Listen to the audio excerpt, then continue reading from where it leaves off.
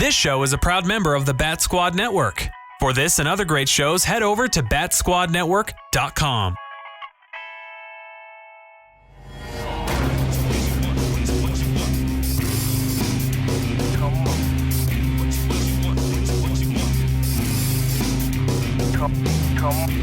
This is Geek Revolution Radio, a show for geeks by geeks.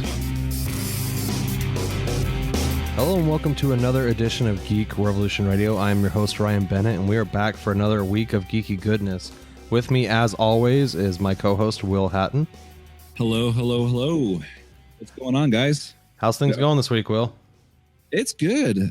Week's been good. It's been flying by. I always like when the week goes by quickly, you know? Yeah, this week went by real fast, for sure. That's one of those things where, like, I don't know if you've read about, like, the theories of time, but I've read, like, a lot of stuff about, like, these theories that, like, there's times where time actually does go faster or goes slower, but it's, like, relative. I guess it's one of those, like, interstellar type conversations, right? Yeah. Late night, kind of staring up at the stars, kind of a conversation. Yeah. Like, the idea of time. And it definitely seems like there are times that go faster and times that go slower. And as you get, like, the more number of years you've lived on Earth, the faster it goes. Huh. At least for me, that's how it feels. Like when you're 8 years old, like a year feels like forever because it's like literally 1/8 of your life, you know? But then when you're, like 30, then you're like, oh man, the year just like zips by. Right. It's crazy. Yeah, kind of interesting thought. Yeah. So anyway, this show is brought to you by the Bat Squad Entertainment Network. That's our podcast network. You can check out us and other great shows over at batsquadentertainmentnetwork.com. We've got actually, it's kind of cool. I was listening this week. We basically put together our shows over there too, by the way, but you can listen to the other Mike and Mike show, Knights of the Octagon, and ADO Radio is on there now. So make sure you check that out. That's a really, really funny show. But I was listening to like the feed that we have that's like all the shows, and it's actually really convenient because it just like rolls into everybody's shows, and like we basically all release a show a week, so you get like a mix of like all the different shows without hearing the same show, like the same show like back to back. I mean, that's got to be really nice. Yeah, it's pretty cool. And we've been seeing, we have like the the WordPress thing set up so we can see the listeners. We've actually got a lot of people that are hitting that feed, so it's pretty cool. Awesome. So, yeah, make sure you check out the other shows over there. They're really fun. They're doing a good job. Shout out to all of our friends on the Bat Squad Network. So, excuse me. I wanted to take a second this week, and I kind of had a rough start to the week. I had my first weekend off last weekend, as we were talking about in our show that we did last Friday. I had my first weekend off in like a long time from work, and sure enough, I have my first weekend off, and what happens? My freaking dog dies. So I just can't catch a break. I had a dog, a little dachshund wiener dog named Princess Leia, actually, that I'd had since I was, I think, 18. And so I've had her, she's about 11 or so years old. And she just like, it was random because we were going, so down in Buda, Texas, which is kind of between here and San Antonio, they have these wiener dog races once a year where like you can put your dog in it, and they race them down like a little track. Like it's probably about, I don't know, like maybe 20 or 30 yards, Right. Not long. And it's really, really fun. We went on Saturday, and it was actually a lot of fun. But on Friday, like right after we got the show, like I went downstairs, and like she wasn't feeling very good. Like she started kind of like every now and again she gets like a little sick, or she'll like, just like dogs do, they just like they'll throw up, or like kind of have the runs or something like that, and didn't think much of it. And she just kind of got progressively worse on Friday. And then come Saturday, we were like, well, we were going to take her to the wiener dog races because she's a wiener dog, but I was like, I don't know. She's like looking pretty sick, and I don't want to like risk getting other dogs sick if she actually like has something like a kennel cough or something like that. She's never had anything like that. She's, it's always just been like these rogue things, like usually because she eats something she shouldn't, but yeah, so we went to the wiener dog races and decided just to leave her home, and came back on Saturday, and she was like laying in the backyard, like in the corner right against the fence, and she like wouldn't come inside or nothing. And it's like, it's like really strange behavior, So we took her to the vet, and they were like, well, she's really dehydrated, and we can keep her overnight and kind of watch her and maybe give her an IV and see if she gets better. And I'm like, oh, that sounds good, and they're like, oh, that'll be $1,500. And I was like, wait a minute, what? No, not doing that. I don't got $1,500 just to like, throw it that, like that seems really, so yeah, if people want to talk about the healthcare field, I mean, the pet healthcare field is in more dismal, more poor shape than the human one. But, so obviously that wasn't going to work. And it like kind of became like a realization that like we had like two options. Like this was something that she was like really legitimately like really, really, really sick. And either we could, pay $1,500 and leave her there and probably have no different outcome than taking her home, or we could put her to sleep, or we could take her home. And they, like they gave her, so we decided to take her home, and they gave her like a anti-nausea shot, and they like, put some like fluid in her skin so that it would absorb. And, I don't know, like it was kind of like a scary moment. We were like, oh, well, she's only like 11 and wiener dogs are supposed to live to be like, 17 or so. So, she should, like we were like, oh, she'll pull through. And then about, like 5 a.m. or so, actually, no, that wasn't on Saturday. That was on Sunday that we took her to the vet. And then, about Monday morning at about 5 a.m., she started like making some weird noises, and she wouldn't walk or nothing. Like she was just laying in her bed, and went over there to, like see what was going on. We had been feeding her through a syringe and like water. We'd been giving her water through a syringe and like chicken broth because she wouldn't drink anything. And, at like, and then at 5 a.m, she started making some weird noises, and my wife was trying to give her some water through the, like the little syringe, and it was just like running through her mouth. Like she wasn't drinking it anymore. And she just looked like in bad shape. And so I was like, well, okay, I guess we got to go put her down or whatever. And so we loaded her up in the car, and the place that the vet we had taken her to was like a 24/7 place. And, so we took her there to put her down, and, I don't know. It was just like, it was really sad. She actually didn't make it. She, when we drove all the way out there, which was about a half hour from us. And, she apparently, I was in the passenger seat holding on to her. And at some point along the way, she just, passed away.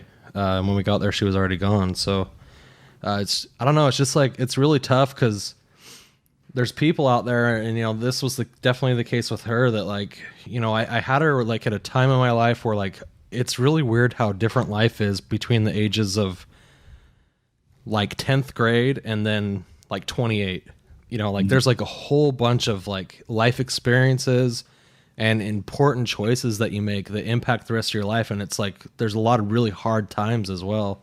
Just about in anybody's lives. And, Leia for me, this was like way before I ever met my wife. And, she was kind of like that family member, that constant for me. And she was, I took her everywhere. And, I don't know, losing her, it was really hard. It's almost like, I felt a little bit like losing a kid, probably not as tough as losing a kid, but, some version of that. And, I don't know. It just sucks that they can't live longer. And especially when they die quickly, and I've been lucky. I've lived a life where like, other than like my great grandparents, I haven't really had anybody like around me die. So, it was kind of like a little bit of a rough week despite the fact that it went by fast. But, I just thought I'd take, I go back and listen to this show, and part of the reason why I do this show is so that, someday I can go back and listen to all these episodes. So I just kind of want to take a minute out and kind of talk about what happened and stuff. And, I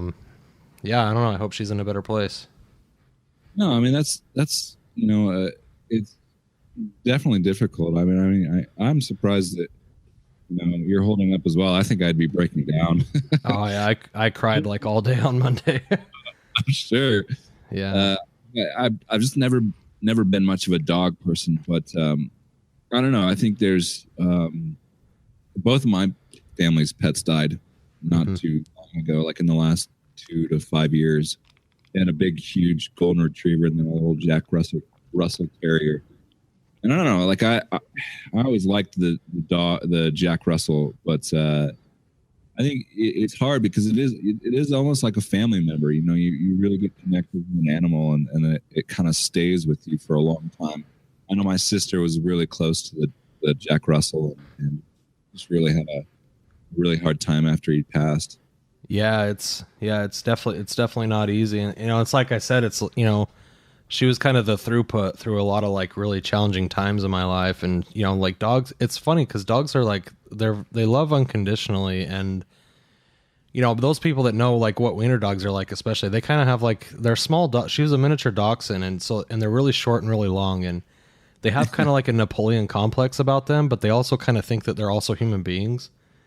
And they're highly entertaining. Like they always just do stuff to try and, you know, like get a reaction out of you or make you laugh or stuff like. They're kind of like little comedians, just like in the things they do. And definitely was one of those things where, you know, you have hard times in life, and you know, nobody's around or can experience it with you except for, you know, your little dog. And I don't know, it's just real tough. You know, it's not fun. And you know, it's one of those things where I knew eventually she was gonna die, because that's just, you know, what happens. But it's been especially challenging because, you know, Khaleesi, our daughter that's about 17 months old, she really liked Leia, and she would always chase her around the house, and she called her Layla because she couldn't say, for some reason she can't say Leia, so it's Layla. And you know, ever since we like put her down, we didn't get a chance to put her down. She just died. But Khaleesi runs around the house like looking for her, and you know, being like Layla, you know, calling for her and stuff. And it's really difficult, you know. And so we like, you know, we made her like a little like scrapbook of pictures of her. And we still have my wife still has a dog that's with us. It's a Rhodesian Ridgeback, but I don't know. Leia was like really close to us as a family, so yeah. It's been a little bit of a hard week, but like I said, I hope she's in a better place. And I don't know. My geekiness started, you know, way back then. I have a dog named Princess Leia, so which everyone pronounces Leia because it's spelled Leia, but that's how it's actually spelled. And people say Princess Leia. I'm like, no, it's not. I guess George Lucas does that too, though, doesn't? Hasn't he like been notorious for calling her Princess Leia? Yeah. I think so. Yeah. What is that all about? It's so. I don't know. Is it Leia? It's like one of those things where, like, I think he's the only one that calls her that. So who knows? Yeah. I don't know. But other than that, over the last weekend, I did have a chance to catch Game of Thrones. HBO is back in the, you know, what I consider the football season for nerds. You know. Yeah, it kind of is. Yeah. So did you get a chance to watch the episode, Will? I did. You know, I saw your reaction on Facebook, and I saw some other people's reactions.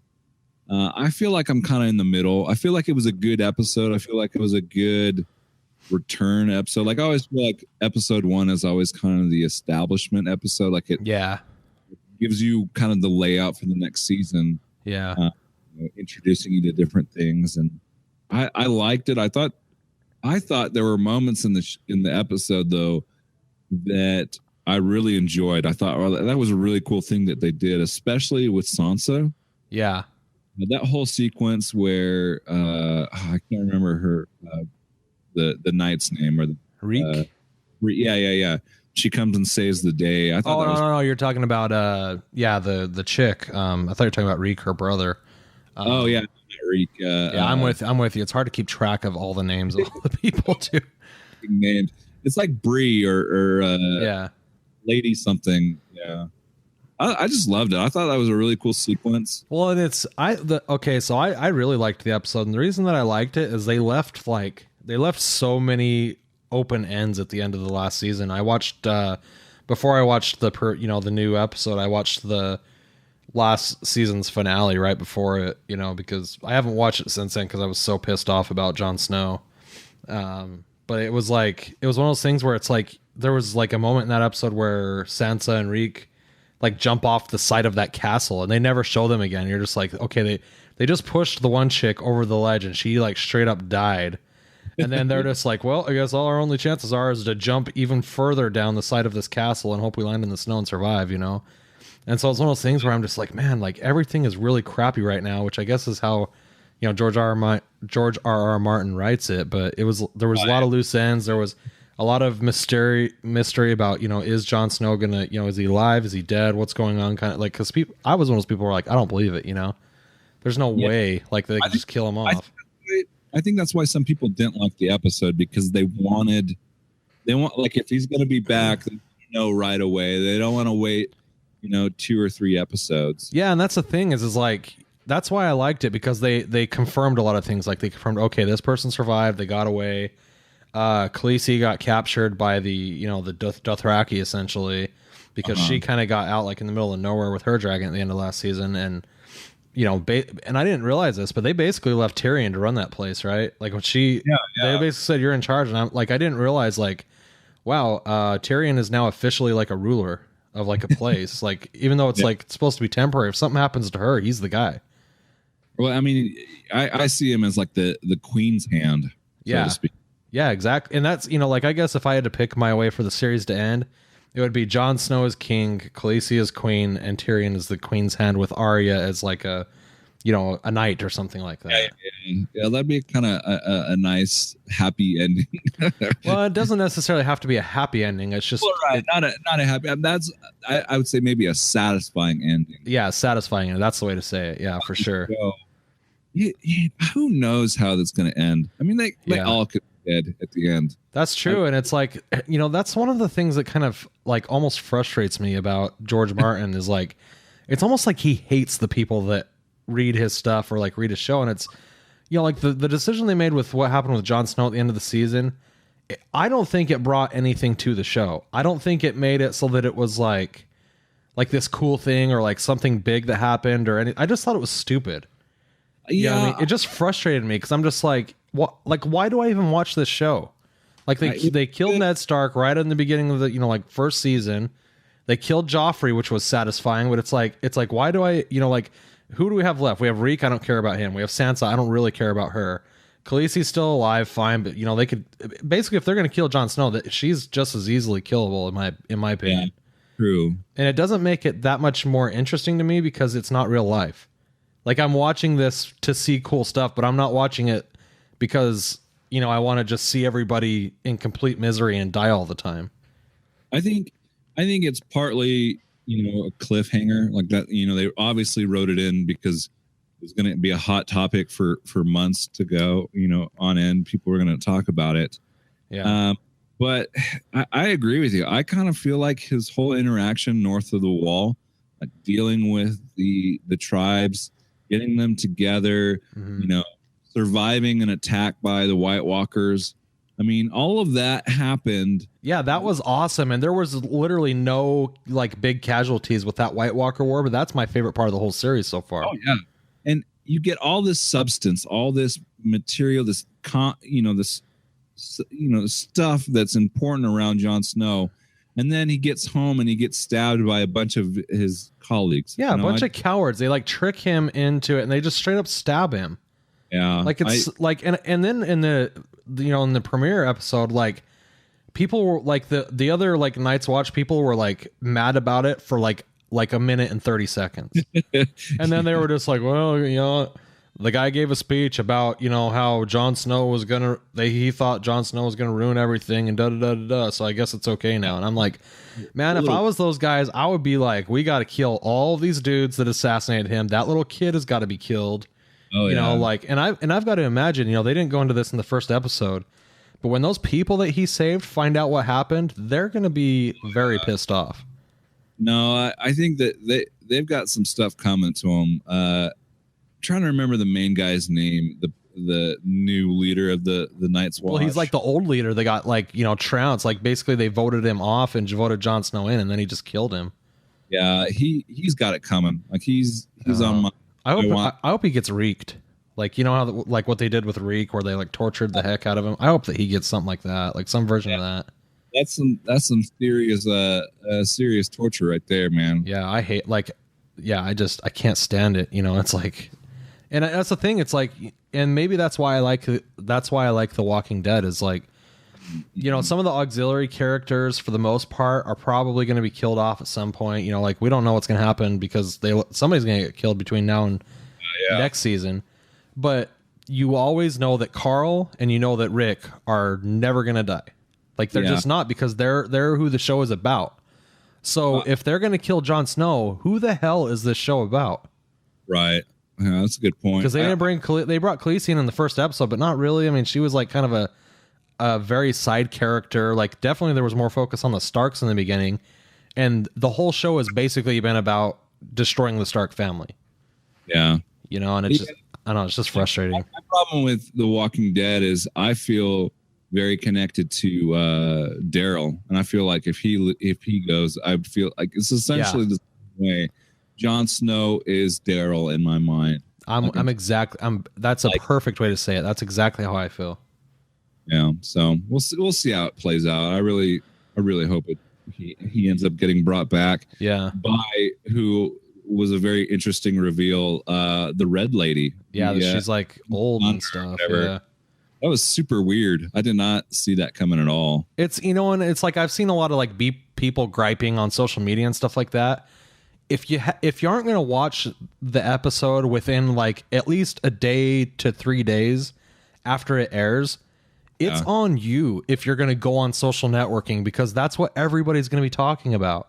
Yeah, like it's on you. We can't completely filter and like this is some sort of a socialist, you know, economy where or communism where we're gonna like not say certain things because we might spoil a show for you that you haven't bothered to watch yet. Yeah, it's completely ridiculous. Yeah, I think that's funny. You know, I always preface when I start talking about Game of Thrones at work, like do a little survey of the room. Has anybody not seen it yet? Well, I can see that like if you're having a conversation like with somebody in person, but like if I'm going to watch Game of Thrones a couple hours after it airs or the next day, like I don't go on Facebook. Yeah. I just wait, you know, like, cause I don't want it to be spoiled, and it's going to people are going to spoil it. It's just what they do. Yeah. It's not that they're spoiling it. They just want to talk about it, you know? I went on Twitter like a day later and it was just full of Game of Thrones stuff. Yeah. Which is fine because you know, as a fandom, we want to talk about it. We don't want to have to wait an entire season to have to talk about something because some person that doesn't even really like the show enough to watch it while it airs. Yeah, I guess that's one of the drawbacks to the DVR and the like download generation, right? Like our generation, like just because you can DVR something doesn't mean you always should. You know, something like The Walking Dead or Game of Thrones or Breaking Bad when it was on, like you got to watch it within a reasonable amount of time. A reasonable amount of time is not 3 weeks. It's like maybe away. Maybe by Tuesday morning, if you haven't seen it, it's on you, you know? Yeah. What was nice is, so my wife caught up. She's watched all of the show over the last probably 4 months as current. And so Sunday was her birthday. And so she's like, yeah, let's watch it just because I don't want to wait. I want to find out what happens. So she just jumped right in, you know? That's cool, man. That's really cool. It was fun. It was like the first time we actually got to watch an episode together. Like, I've been like 6 seasons by myself, pretty much, or 5. Yeah, me and my wife watch it together every week. Yeah, it's great. So, how many episodes do you think it's going to take to bring Jon Snow back? Do you think they're going to bring Jon Snow back? I think they are. If they do, I mean, they've got to do it in the first couple, 2 or 3. If they don't even like hint at it next episode, it'll be in the 3rd. But it'll be either next episode or the 3rd. Either that or they're going to set him on fire or bury him just so nobody has any question. Yeah, that was, I guess, a little bit of a clue in this episode that they did confirm he is definitely dead, but it's not exactly over for him because one, they revealed, his direwolf is here, which we saw from Bran. You know, he can like transfer himself into different animals and stuff like that. But the other thing was that they're not burning or dismantling his body, which is traditional. You know what I mean? On that show is what they do. So obviously there's some reason they're keeping his body preserved the way it is. And I'm with you. I think that if they don't do it by episode 3, they probably shouldn't do it at all. But I think they will do it by episode 3. Yeah, I think after that it just kind of feels weird. You know, it's like if they wait till the finale or something to do it, it's like what, you know, like it'd be very frustrating. Yeah. And if they don't do it at all, I honestly I don't know if I'm gonna keep watching it, to be honest with you. Like I might watch it casually, but I'll definitely lose a lot of love for the show. It would just be weird. I mean, like you span it out too long, and it's like he starts to stink or something. You know, is he still there? Well, he's perfectly preserved because he's in the snow. Like they brought him in, he was like a popsicle, right? I guess that's the way to die, right? So you can be reincarnated. Yeah. So also coming out as you're hearing this coming week is Captain America: Civil War. Oh my goodness, I am super excited about this. I am too. So when are you going to see it? I'm seeing it Friday after work. So I get off work 9 a.m. Okay. Going to the theater. We paid extra to go to like it's not Alamo, but it's one of those special theaters that have like the nice seating. Like it's not like it's not a Carmike Cinema. The seats aren't sticky, is what you're saying. Yeah. So I'm really excited about it. I honestly think this is going to be a great movie. I've heard great reviews about it so far. Yeah. Just a lot of like, I remember the first trailer I saw, I was just like medium. I'm like, it looks okay. Yeah. But the last couple trailers I've seen for it look really good. And I've kind of gone into my, shutdown mode where I'm just really not looking at anything, watching anything. Yeah, me either. Yeah, I did that about a month ago. Yeah, I want to go in with a clear mind, not thinking about it too much, just taking it in for what it is. I think, I guess we're going to talk about this next week. So for those of you listening, I guess we'll do the show on like Friday after you see it, or we'll do it like Sunday or something. Yeah. Next week's show is going to be basically a review and discussion about it. So early spoiler alert, I guess. But I think pretty much everybody's going to see it next weekend for the most part, I bet. Yeah. Especially people that listen to the show. So, I'm gonna see it on Thursday. I have tickets for it on Thursday at the Alamo Draft House. And I think if this movie is what I think it's going to be, I think it's going to make me dislike Batman versus Superman more. Because it's going to be what that movie should have been, or some version of what it should have been. You know what I mean? From what I've heard, one person described it as Avengers 3, but the best out of all three movies. So, oh man, that sounds amazing.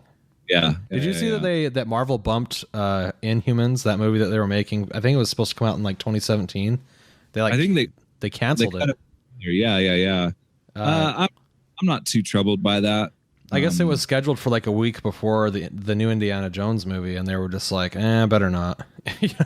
Like they didn't like reschedule. They just like canceled it. And I think of all the Marvel movies that they're gonna make, the Inhumans movie is the one I want the least.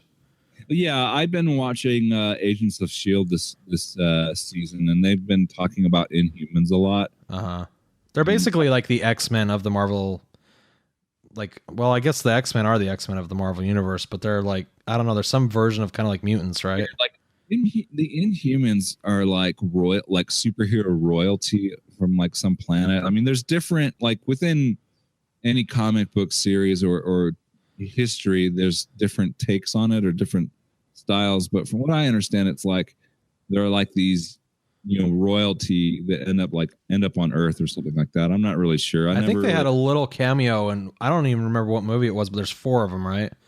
And they were, I think it was one of the ones that ended with Thanos. So maybe it was Guardians of the Galaxy, but there was like you could see them in the background, like the 4 of them on like horses or something.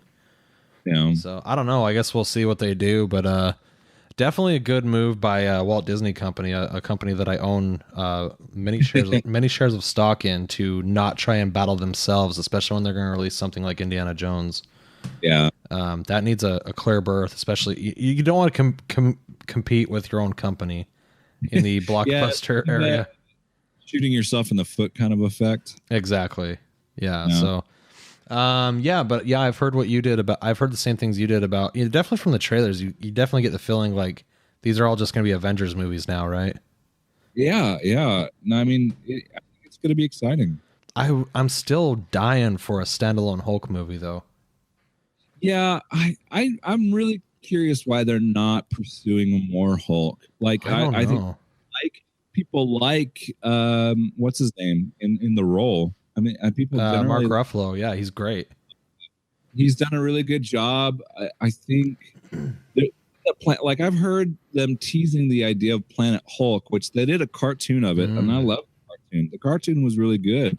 Yeah. I think there's potential there. I don't understand why. They don't even need to go that large of a scale. If they just did a Hulk standalone movie about like one of his regular comic adventures with Iron Man, like with Tony Stark in it with him, I think that'd be An extremely good movie. And maybe doing like a standalone Hulk movie would be a good opportunity for them to write like a more like film snob type movie.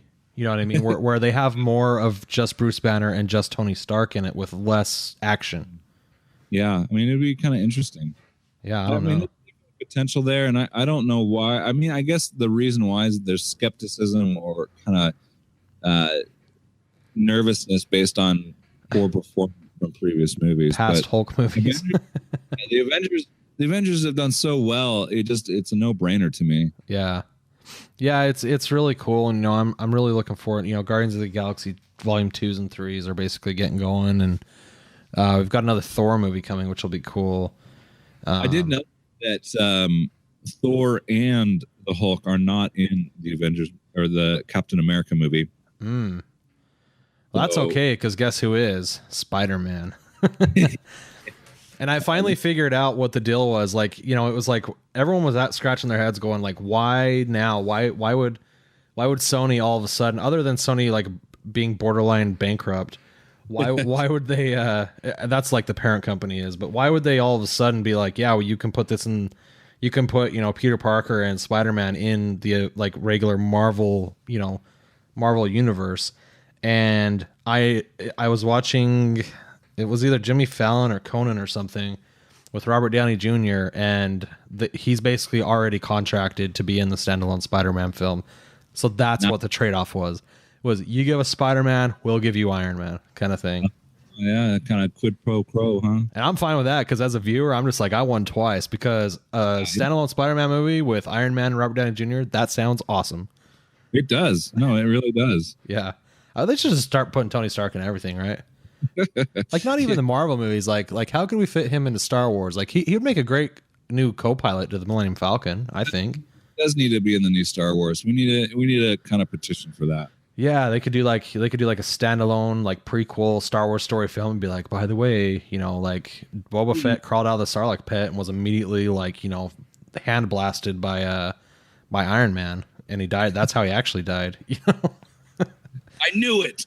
Is Boba Fett, I'm just thinking about this, is Boba Fett a version of Iron Man? Is that why we like Iron Man so much? Is he like Boba Fett with more screen time? Yeah, I mean, there's similarities. They fly, they've got... The armor, they have like, it seems like Boba Fett would have the similar personality too, right? Yeah. As Tony Stark? I don't know, interesting thought, so... I mean, you never really get deep into Boba Fett's personality. I think he's just kind of this quiet, kind of... Not yet, we don't, but now that the mouse is the Disney machine is all spun up, I have a feeling we'll be peeling back the layers here for sure. Yeah. All right, well, let's take a break. We'll come back. We're going to talk about Lord of the Rings versus Harry Potter. Hang tight. This is Geek Revolution Radio. Foolish mortals, if you value your souls, you can reach Attention Deficit Order Radio on iTunes and SoundCloud under Attention Deficit Order Radio by email at ADORadio0@gmail.com,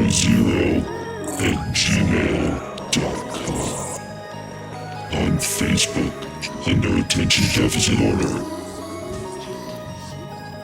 on Twitter at ADORadio, X at BoboBroadcasting.com.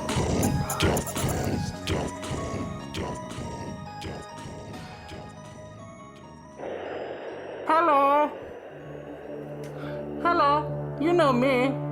I am Babe, and you're listening to Geek Revolution Radio. Okay. Oh, Jesus Christ. No, wait. We're doing this over again. That was perfect. No. You didn't, what? Okay, hold up a second. Hello? No. What? Okay, here, I'll cue you in, and we'll go. You do not cue me in. Okay. I'm not Hello? trying to say I anything. work for ADO Radio, and I'm trying to do a plug for Geek Revolution Radio. Okay, I'm going to start it right now. Ready? Okay. Go. Ready?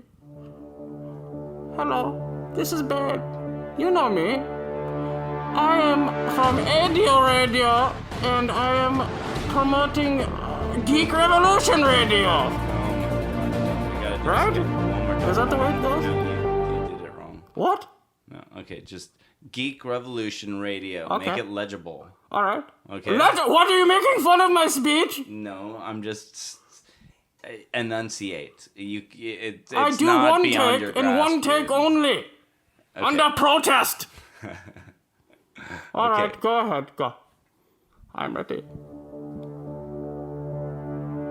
You all know me. You know what I do for a living? I'm Bane. I'm from ADO Radio, and you're listening to Geek Revolution Radio. Is that good? Yeah. Okay. I'm Mike W. I'm Mike T. And we're from the Other Mike and Mike show over at theothermikes.com. And right now, you're listening to Geek Revolution Radio. Bitches!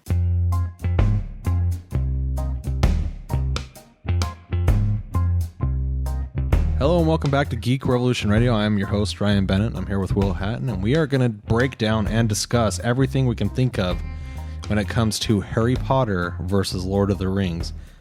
A topic that I'm a fan of both, but I'm definitely not a huge fan of both. Will, I think the Harry Potter vein runs a little deeper in your family. Yeah, we've got a little more Harry Potter love in this household. And it's funny though, because my sisters love Lord of the Rings. Mm-hmm. Like they're fans. They like own the extended versions and all that. I don't know. It's just kind of weird to me. I told my wife, so she's the uber super fan. She's a super Harry Potter fan, we should say. Is she a fan of Lord of the Rings? Not so much. Yeah. She is to Harry Potter what we are to Star Wars. Yeah. I think that's a very good comparison there. And I told her what we were doing because I was like, hey, this is what we're doing this week. And she's like, I don't know why you're doing that. They're not even comparable. It's like two different fruit. I'm like, I've always They're two different fruit, but you can tell whether you like an apple or an orange better.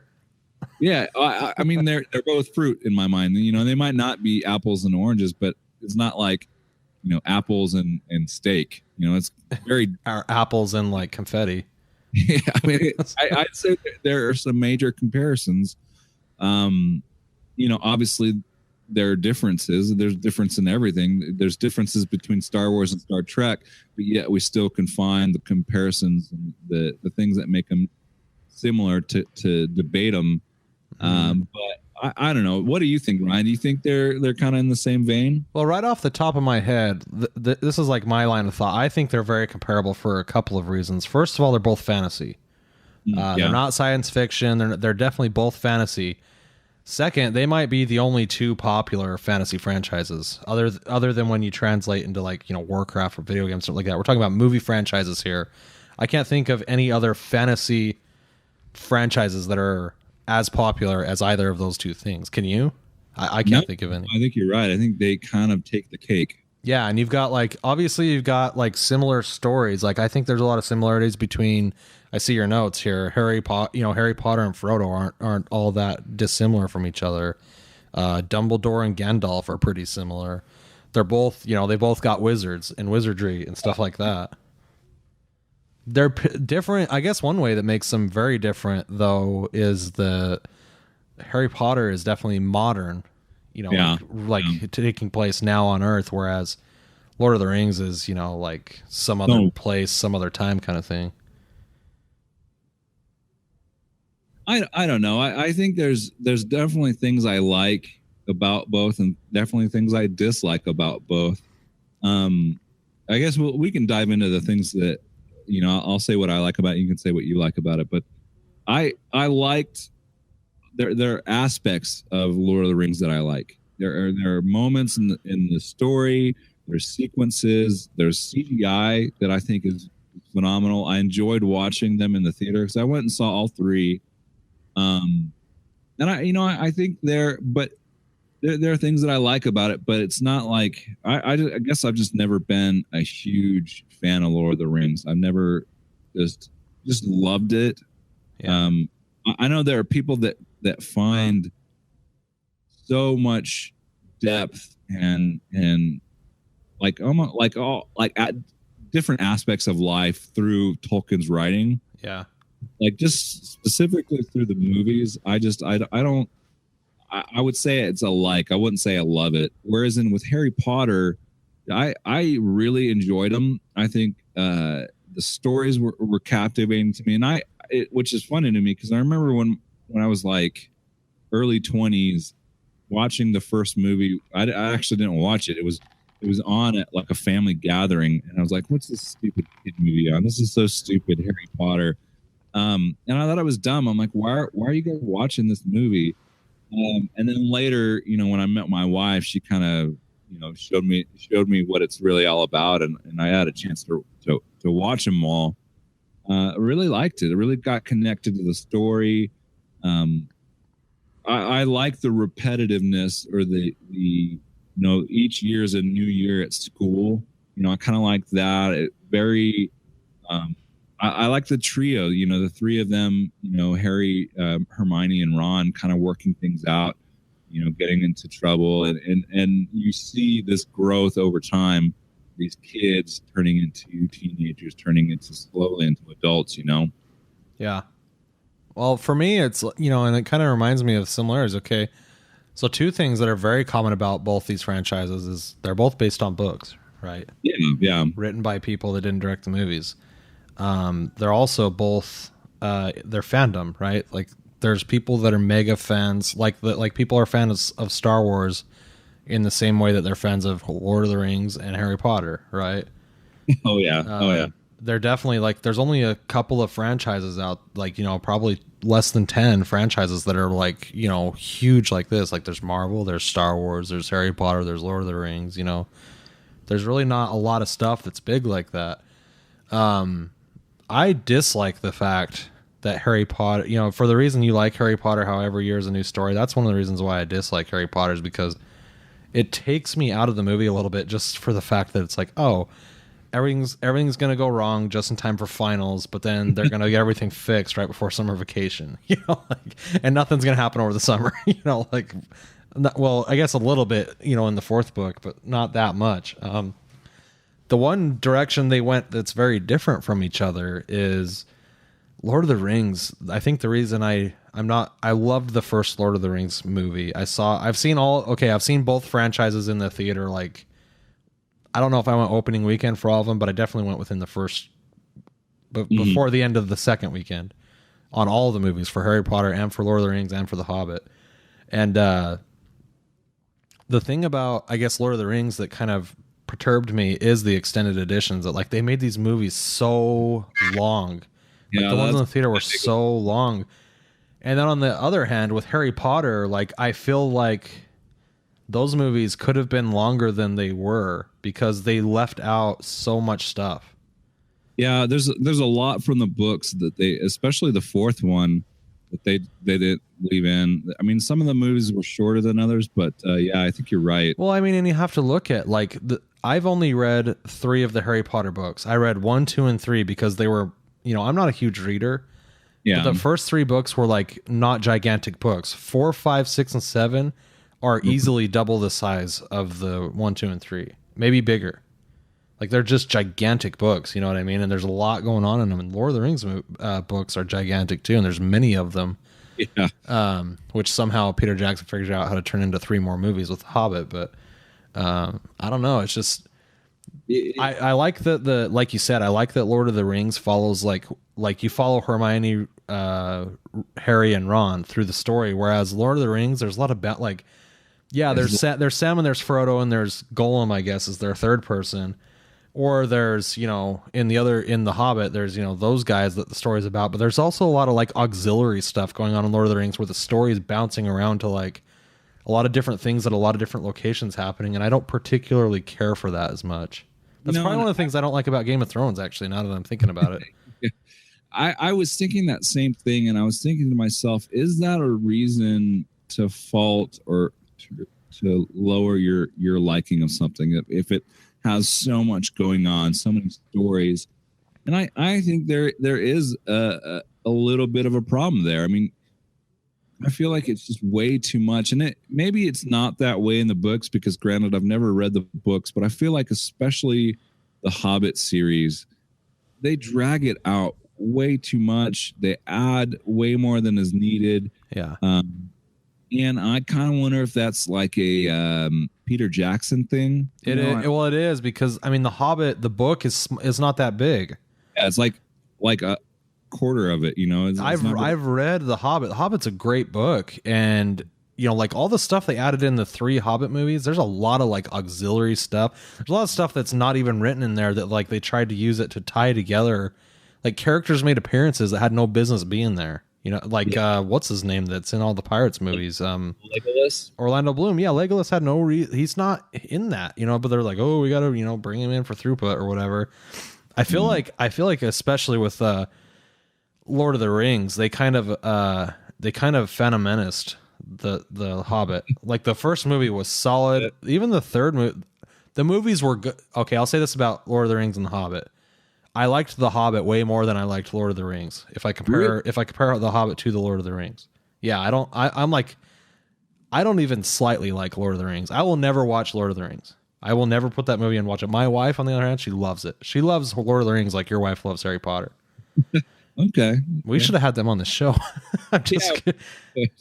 We should interview them and then throw them in there. Let's see what they think. Yeah, I don't know. It's so it's, but like, I guess I like the version of fantasy that Harry Potter has, but as we talked about on the Star Wars versus Star Trek episode we did several years ago, the thing that I dislike the most about Harry Potter is that he never becomes something significant in that universe. He doesn't become like the best of anything, whereas at least with maybe Gandalf or even Frodo, like they complete the mission that they set out to do, and the expectations you had from the very beginning were kind of what you got at the end. Where with Harry Potter, you're like, oh, this is the boy who lived. Like, there's something special about him. He's going to grow up to be this like mega powerful, like awesome wizard. But then he just grows up to be like a regular wizard. You know what I mean?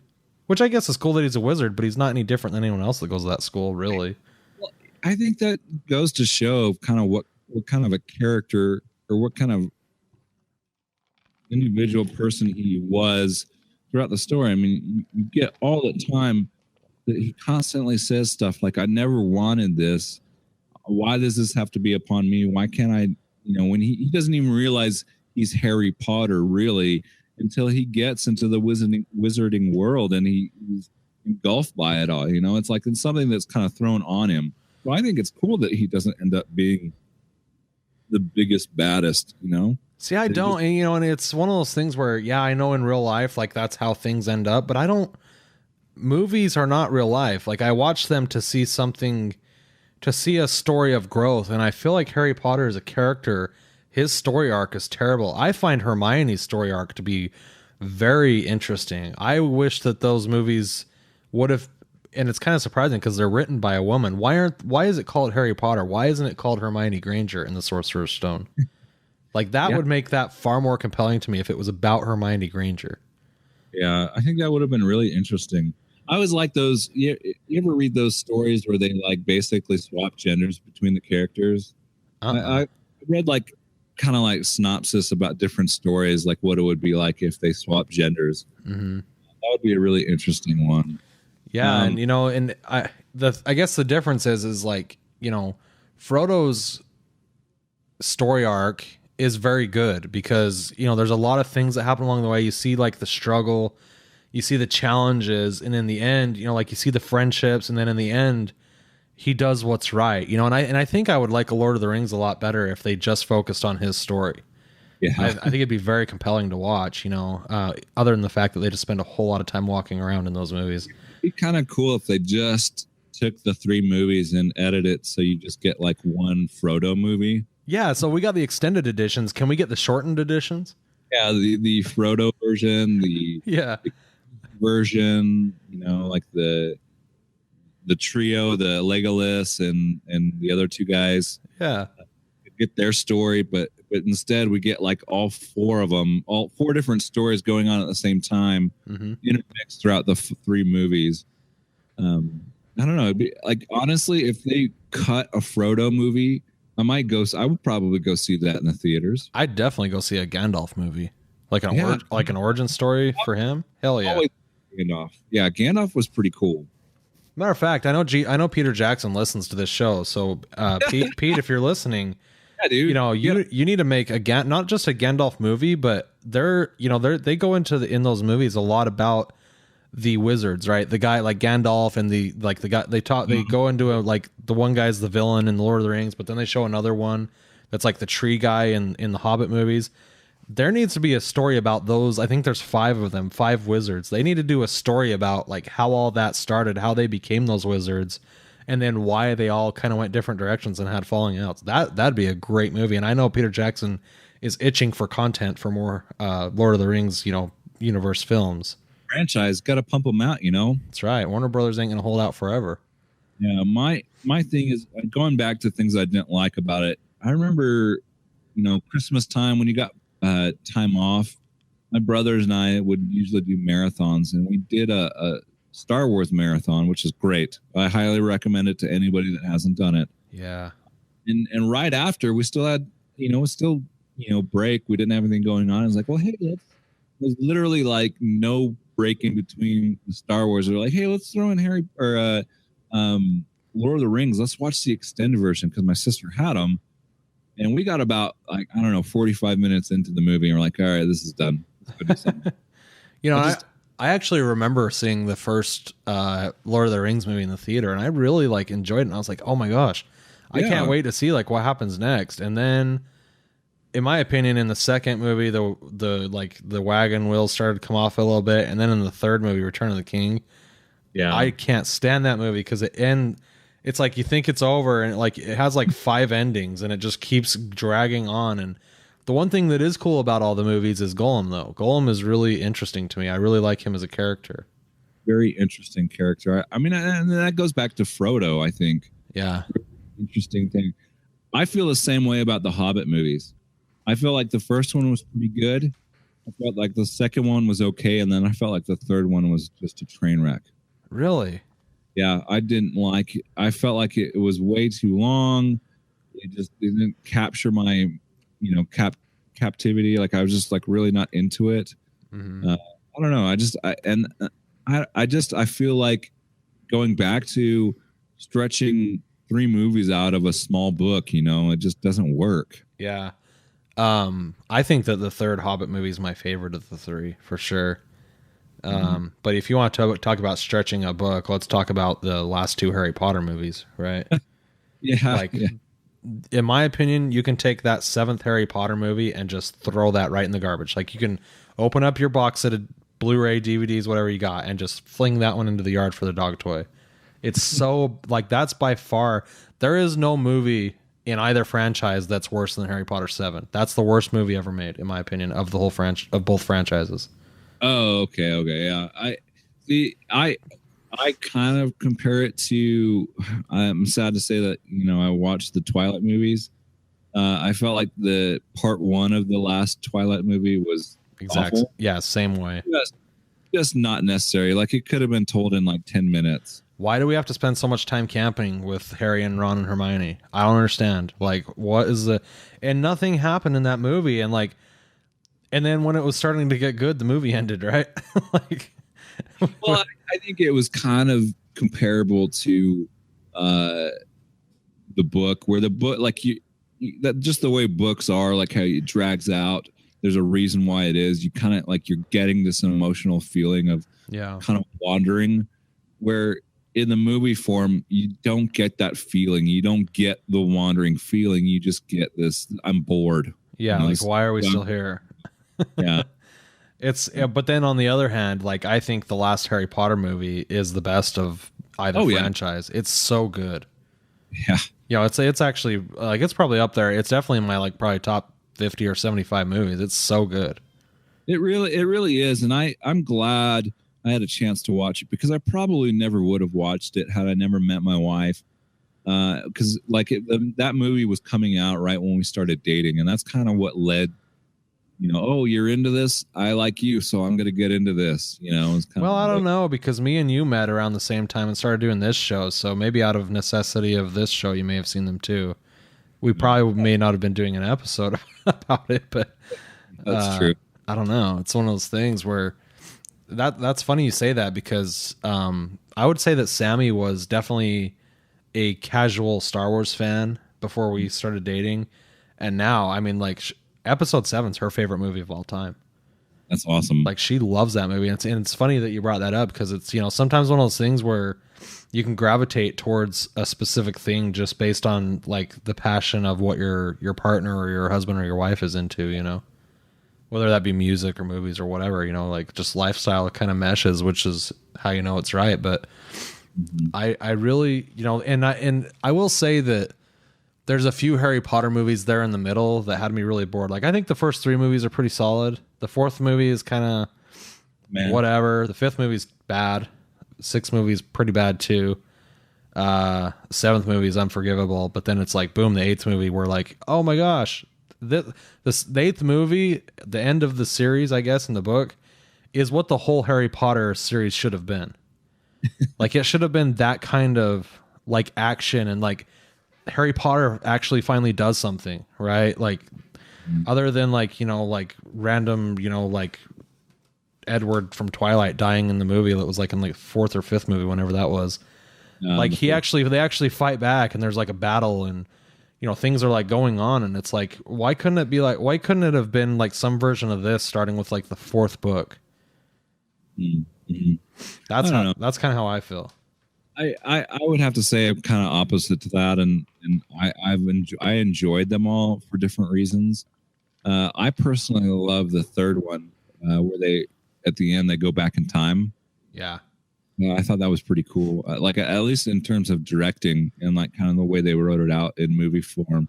Is that the one that has the introduction of Sirius Black? Yeah. Yeah, that's like I agree with you. That's the movie. That's. I mean, the 8th movie is really cool and really exciting, but I think that now that you mention it, I think I actually like that 3rd movie even more because you're right. The writing, the storytelling, the book was amazing, but the movie was as good as the book. Yeah, I agree to that. Which like that never happens where like a book is usually there's like vast differences between the two, but they got the right guy for Sirius Black for sure. Yeah, they did, man. And it's just, I don't know. It's the one thing I liked, I guess, specifically about the 3rd movie was when I was reading the book, it was really hard for me to like visualize the things with the tree happening and like the Whomping Willow getting the car. Like it was hard for me to imagine like what those things were like. And like they were talking about how there was like a trap door in the tree, the Whomping Willow. And then like the one guy was like a rat, but he wasn't a rat. And like it was kind of hard in the book for me to like follow. And I think I read the 3rd book right around the time the movie came out because then once I saw the movie, like it really kind of clicked together as far as like what the story went and like Sirius Black's significance to the whole thing. Yeah, that makes sense. All right, so let's get into some comparisons in character. Dumbledore and Gandalf are kind of the kings of their realm, so to speak. Dumbledore is probably the best, like in your terms of like who's the masterful wizard. In Harry Potter, I think Dumbledore was always that. Yeah. You read about him in some of the later books, like some of the stuff he did earlier in his life. He was a BA, man. He could do it. And then we got Gandalf. Kind of wondering who would win in a fight between the two. Well, I think there's a lot of things that still need to be discovered about Dumbledore. Like I think if Warner Brothers ever decides to go back to the pond, they could make a Dumbledore movie because Dumbledore is one of those guys where you feel like he's super powerful, but there's not a lot of times where you get to see what all of his powers are. Yeah, he's always in the background, kind of coming in the last minute to save the day. Whereas with Gandalf, I mean, we have "You shall not pass," Right. And you're just like watching that, going, "Oh shit, what is this demon thing he's fighting? Like this is crazy," No. So I think based on the fact that the Gandalf tried to fight the devil, that he would win in the fight. Well, Dumbledore's the one that fights and kind of, so to speak, kills Voldemort initially. Right. And so he's part of that. Or no, never mind. That's completely wrong. Harry Potter kills him, both times. Well, kind of though, but it feels to your point, it feels like Dumbledore was like everything that happened in the story as far as like what happened with Harry or what happened, like basically it feels like Dumbledore was pulling the strings for everything, including his own death. Oh yeah, he was definitely kind of in the mix and everything. Had his finger in it, really kind of. He manipulated everybody, like to do whatever he needed to be done. And that really comes out in the 7th and 8th book. Or the 7th book. I mean, you really hear about his past, about how he's kind of the tinkerer. Like he's got a hand in everything, manipulating a lot of things, and that's why his brother hates him. Essentially, is because he feels he's responsible for his sister's death because of that kind of ego, that kind of manipulation that ends up kind of backfiring on him. That's true. Dumbledore did make some puzzling decisions, including his own death, right? Like, I mean, he's definitely all-knowing, and I would, like that, I guess, is a vast difference between him and Gandalf. Like, Gandalf always came through, and he always got it done, no matter how hard the challenge was. I think they probably would duel for a long time. Yeah. Like, this would be battle. This would be like going across different platforms. It'd be all over the place. But I think you're right. I think in the end, Gandalf would win, just because Gandalf, he just seems like, in terms of the character that you get, he doesn't lose, right? Yeah, the one that you get on the screen, not the one that he might have been in the books. Because Dumbledore in the books is a little more in depth, but I think the character that you get on the screens, Gandalf is probably the better fighter. Dumbledore would probably lose because there was some other like bigger reason, right? Yeah, like he'd lose like Gandalf would win the battle, but Dumbledore would win the war. Ooh, yeah, maybe. Yeah, kind of interesting. That's deep. Maybe they both die and kind of negate or like balance out. Yeah, wasn't it weird that Dumbledore didn't resurrect himself at the end? Right? Like I thought for sure that was going to happen. Like there was some caveat, like some magic that he knew that was like going to resurrect himself. Special magic, yeah. Like he was gonna, like what's Emperor's Master, where he's like, yeah, he figured out a way to stop the people he loved from dying. I was like, I feel like Dumbledore probably figured that out. The Deathly Hallows right there. Exactly. Boom. Come around full circle. Harry, why don't you do it? Harry, you had the stone. Yeah. All right, so who's our next comparison? We got Harry versus Frodo. They both can turn invisible. They're both little. I think Harry's probably the better fighter just because of all of his training. Frodo's definitely just a regular hobbit, but he's on a journey and he's, deals with a lot of adversity along the way. That's the thing is like Frodo doesn't lose. He's kind of like, I guess, like in Gandalf in some ways, where he's like, if he's got something to get done, he's going to get it done. Yeah. I feel like in this fight that it would be like one of those things you hear about where like they would get like in a fist fight or something like that. And they'd fight, but then like 2 minutes after the fight, they would just like walk away as best friends. Yeah, they're definitely that's the problem when you try to have two protagonists fight with each other, especially when they're really good. Especially these ones, right? Like they're both way too nice for their own good. Yeah, they're super nice. They're not the anti-hero like Deadpool or something like that. I think they both. Yeah, they probably. If we're the kind of overseeing a being that puts them in a ring and says you have to fight, they probably either wouldn't fight, or I think they would. They'd probably start fighting, but in the end they'd be like, they'd die by some other like random means, like a natural disaster or something. Yeah. They would make pretty good friends. I wonder if those guys are friends in real life. It'd be pretty cool. I mean, It wouldn't surprise me. They're about the same age. I really like Elijah Woods. I've liked a lot of the stuff he's been in, and Daniel Radcliffe. I think they did a really good choice in him. And it's hard. I think that's probably one of the hardest things they did in those movies is casting characters right early. Because they had to cast them when they were kids. Yeah, I mean, you got 10 years of good character out of each character, I feel like. Even like the twins. It was more than 10 years. Well, yeah. They did 8 movies. They didn't do a movie every other year. They didn't even do one every other year, which would take 20 years. Probably about 12 years. I want to say the first movie, I'm trying to think when the first movie came out. I'll bet it was more like 15. But still, I mean, to go to your point, I saw like an interview or a bonus feature or something like that for Harry Potter, and when they were casting Harry Potter and Hermione and Ron and like all those guys, they actually did more interviewing and casting of their parents, like not the parents they played in the show, but the actors' parents, because they said, we're basically going to go on this journey, and we don't want to like mess all these kids' lives up to the point where they're all going to be in rehab by the time they're 18, because we got a lot of damn movies to make, kind of thing, and we got to like Warner Bros. Had a lot riding on it, so they interviewed their parents to make sure they had solid parents and a solid family life, because you're basically taking these kids and being like, well, you're instantly going to be multimillionaires. You're instantly going to be super famous, whether you want to be or not. Your entire life is going to change, and there's nothing you can do about it. Like, you're always going to be known for this thing. Like, no matter how many other movies Daniel Radcliffe ever does, he's going to be Harry Potter. Yeah, he's always going to be Harry Potter, just like Mark Hamill was always Luke. Yep. And I would say even Elijah Wood. I mean, he's Frodo, in my opinion. Even when we saw that movie Cooties at Sundance, I was like, well, he's Frodo, Frodo. It was 10 years. The first one came out in 2001. Really? The last one came out in 2011. Dang, man, that is cranking, right? Yeah, no kidding. 8 movies in 10 years. Holy cow. It seems like it was much longer than that. Like, it seems like there was a lot of time between the first 3 movies, but maybe not.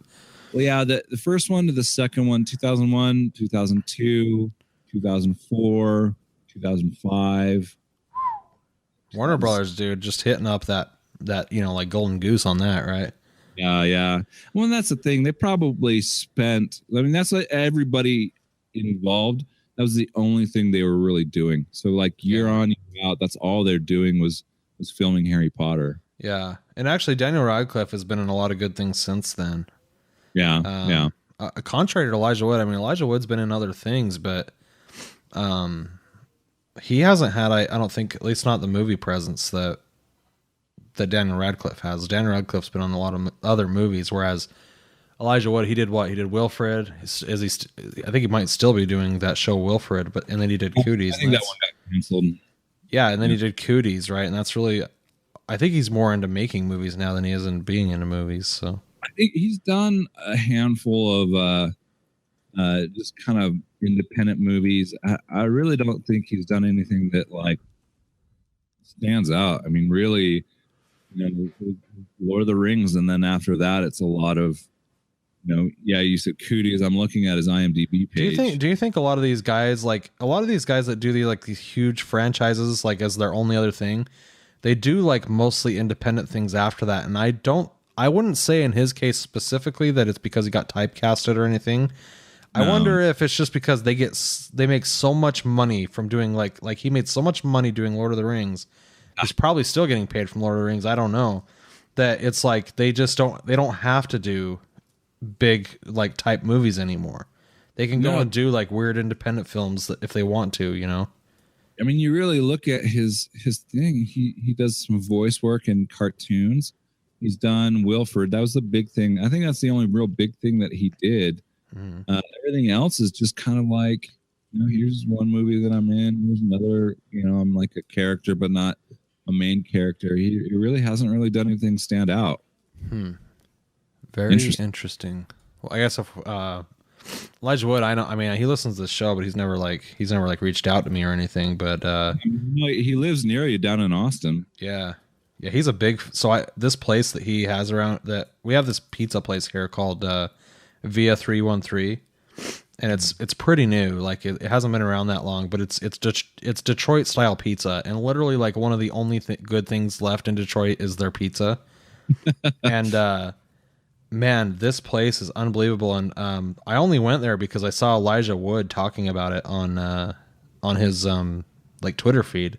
Like he went there apparently during South by Southwest just a couple months ago and was like, I wish that this place was everywhere I was. So I was like, well, I'm sold. I'm going to go try this, because there's not like we hadn't found any good pizza since we moved away from the pie in Utah, That place is amazing. And so I was like, well, I'm going to go check this place out. And actually, we went there like 2 or 3 weeks ago, and then we went there again last night. And man, that pizza is unbelievable. So kudos to Elijah Wood and, hometown hero for pointing out a good pizza place to us.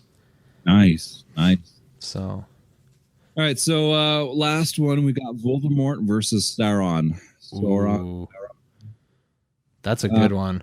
There's a lot of different versions of Voldemort, right? Like, we got to go, like, are we talking, I guess we got to talk about both of them in their prime, right? Yeah, talking about them in their prime. And this is my thing about Sauron and my issue with the whole series of Lord of the Rings. And this might seriously not be the same way in the books, but in the movies, because you've got so much going on, because you don't get really in depth, you just get this, he's evil incarnate, he's super bad, but you never really get like depth of character. I never really like understood why he's bad, like what, like the background, like who is this guy? Like at the beginning, he dies and he's this floating eye, he's kind of an influencer, if you will, but I never really got a substance of who this guy is. And so I think that's why I never really liked the movies, is because I couldn't really get into the villain. I would agree with that. I mean, Sauron was, as far as villains go, I mean, I feel like Gollum was a far better villain. Yeah. And he wasn't even like really like a big bad like Voldemort, right? And that's the thing. I think Sauron basically in his prime gets killed by just an elf with a sword. Yeah. Right? Yeah. Yeah. That's a sword and a ring basically that makes him invisible. And speaking of that, I just made a huge conclusion here. Both Harry and Frodo, the movies are about, kind of in a way, them both having something that makes them invisible. You have the invisibility cloak and you have the ring. Yeah, I mentioned that. Oh, I must not have heard you say that, because that's my mind is just blown right now.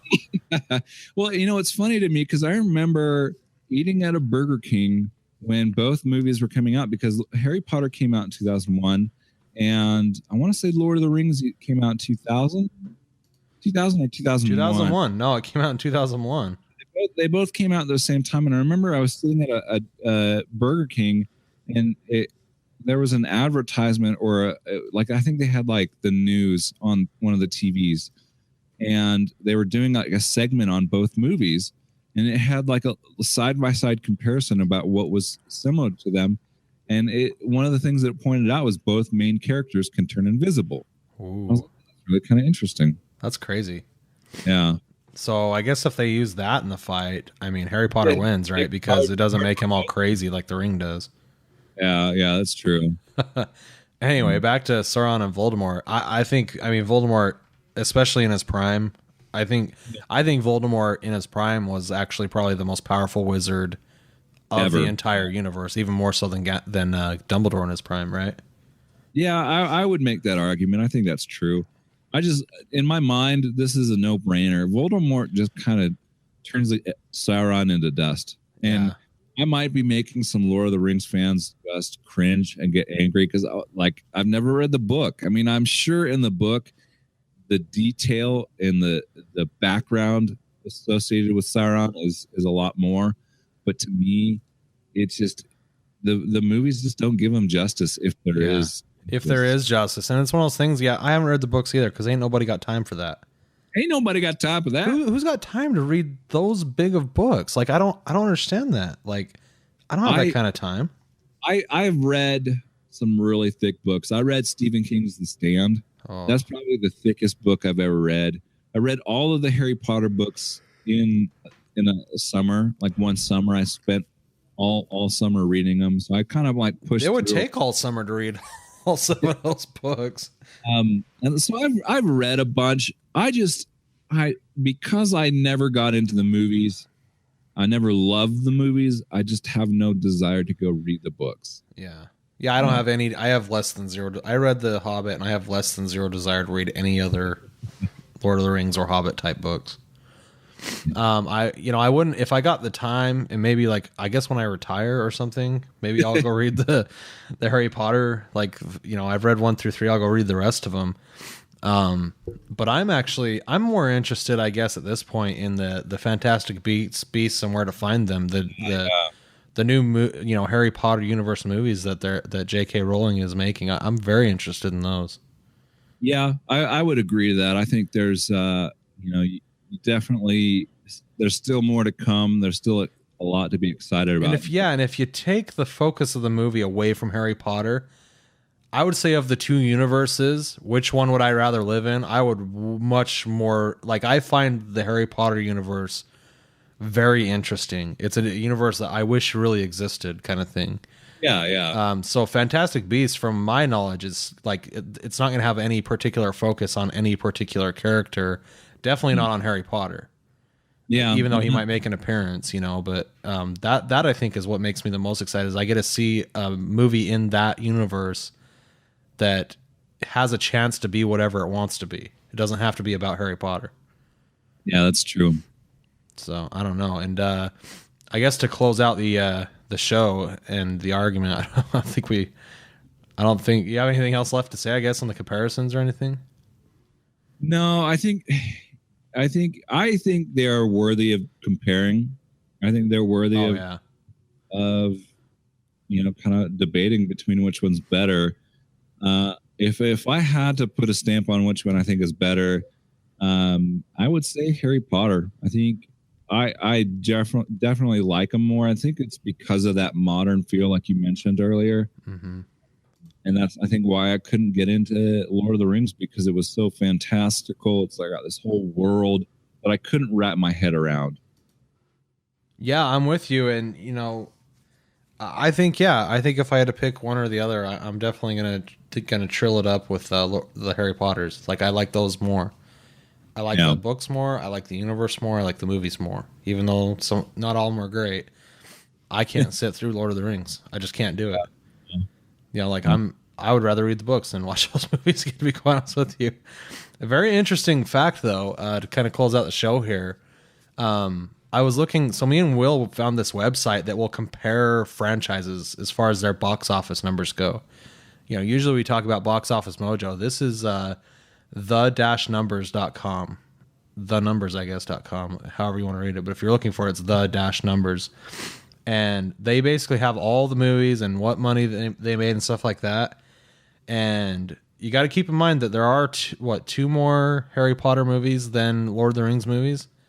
Yeah. The total gross for Harry Potter franchise has been $7.7 billion with a cost of only $1.15 billion. So that's a pretty good return on your investment. However, on the other end, you've got Lord of the Rings, which has cost almost $1.1 billion as well, across just 6 movies, and it's only made $5.8 billion. So,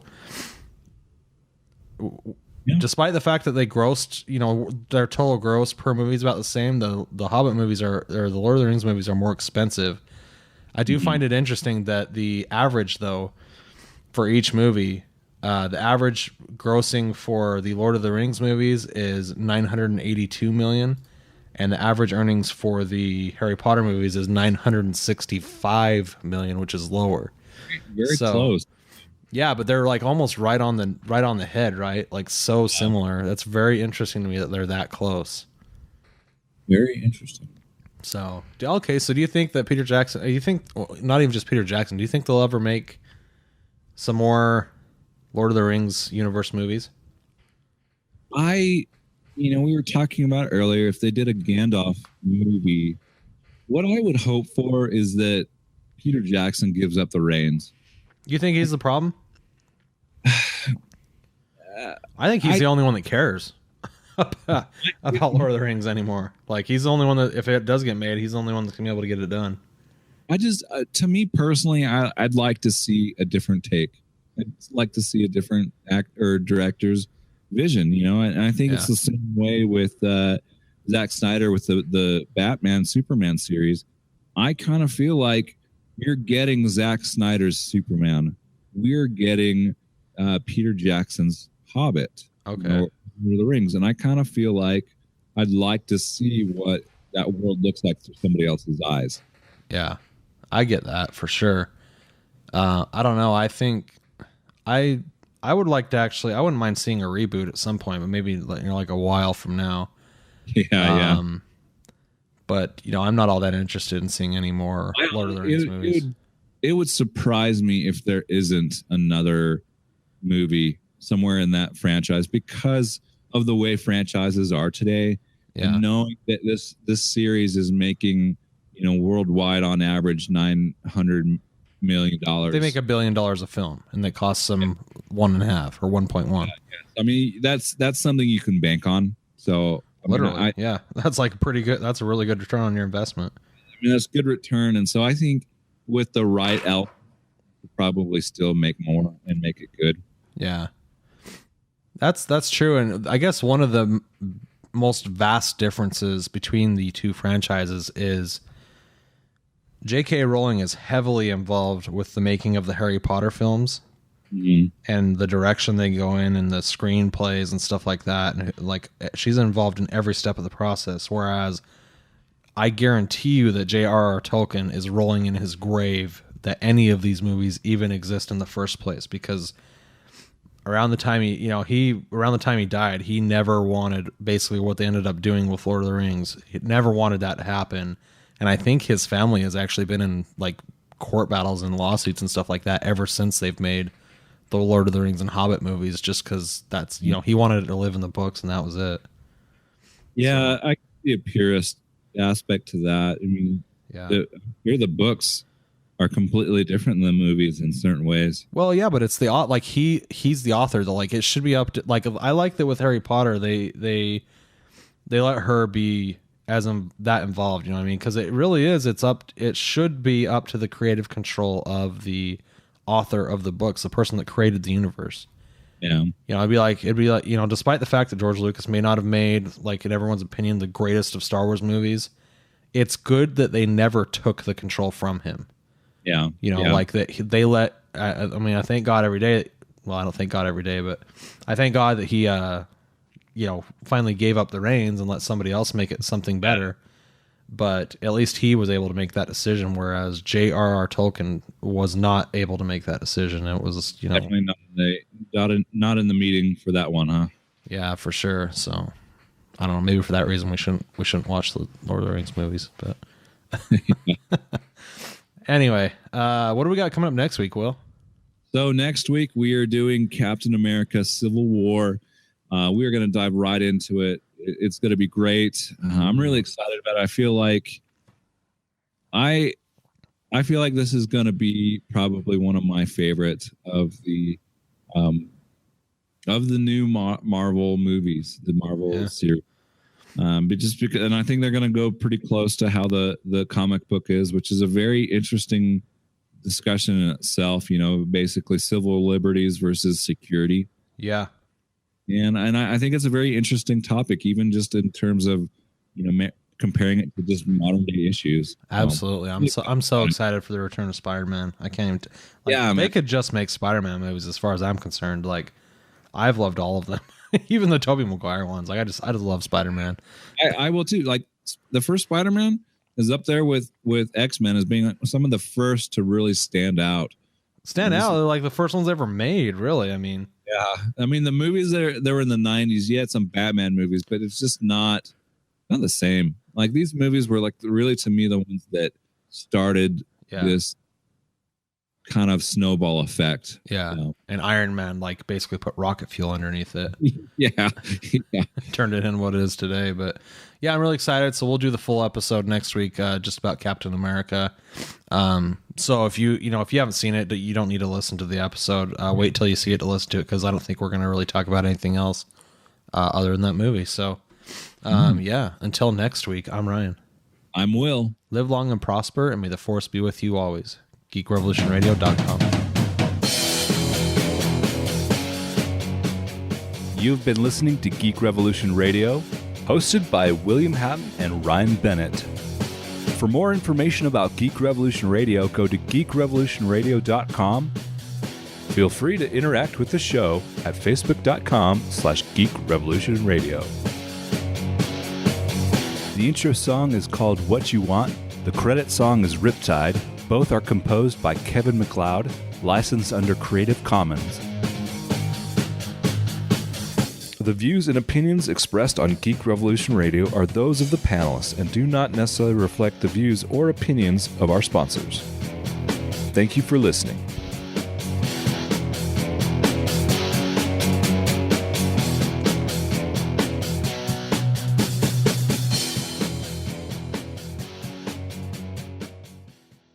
This show is a proud member of the Bat Squad Network. For this and other great shows, head over to batsquadnetwork.com.